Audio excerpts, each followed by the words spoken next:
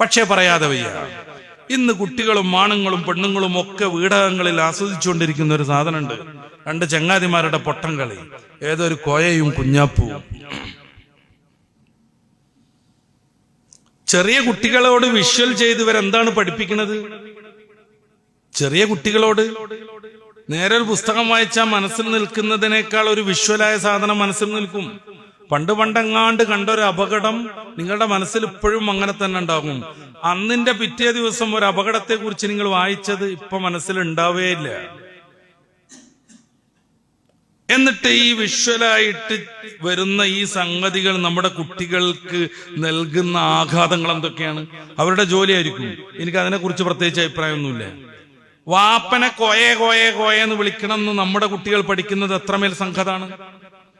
വാപ്പനെ കോയെന്ന് വിളിക്കുക, വാപ്പനെ ചവിട്ടി കൂട്ടുക, വാപ്പനെ ചവിട്ടി തള്ളിടുക, വാപ്പാന്റെ കള്ളപ്രണയത്തിന് മോൻ സപ്പോർട്ട് ചെയ്യുക, കാമിനിയുടെ ജന്മദിനത്തിന് ഗിഫ്റ്റ് തെരഞ്ഞെടുക്കാൻ മോനെ കൂട്ടി പോവുക.